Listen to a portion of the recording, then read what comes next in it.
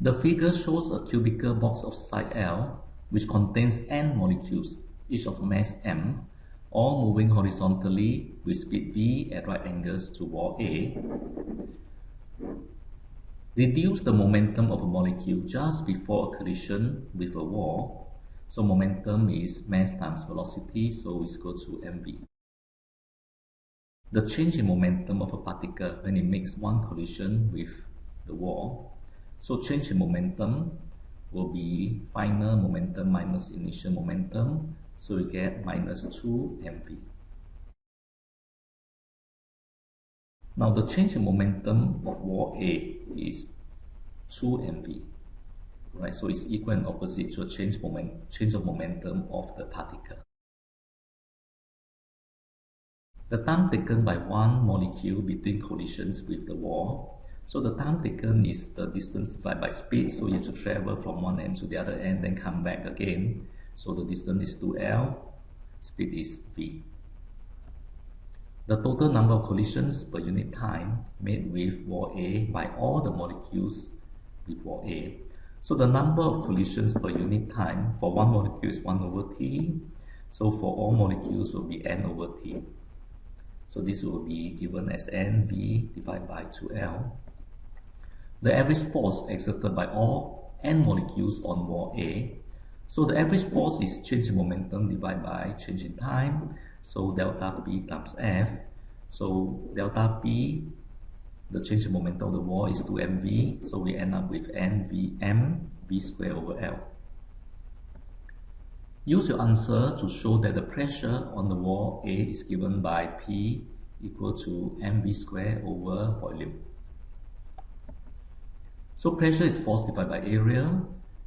So using the results from previous calculation, we end up with nmv squared over L cubed.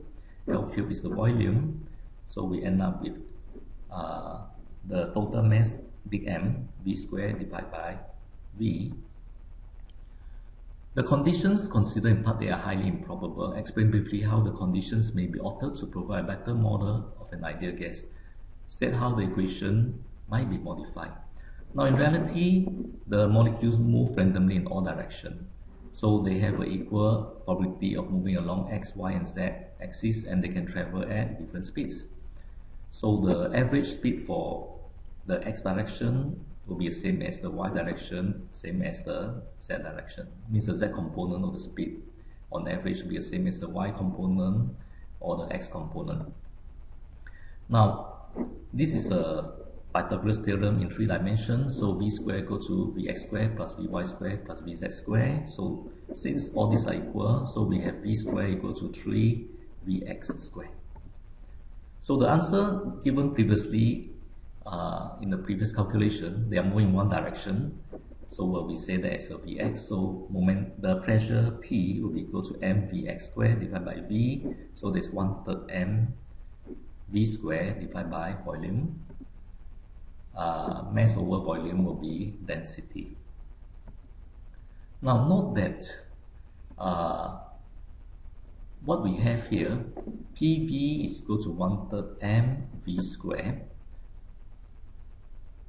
And we can rearrange it such that the expression look like that, and half mv squared is the kinetic energy. So which means that PV equal to nRT equal to nKT. So that is the ideal gas equation, and that when we combine the two, we have the kinetic energy is 32 nKT. So the kinetic energy of an ideal gas is proportional to its thermodynamic temperature. This equation unifies mechanics and thermal physics. It's a very important equation.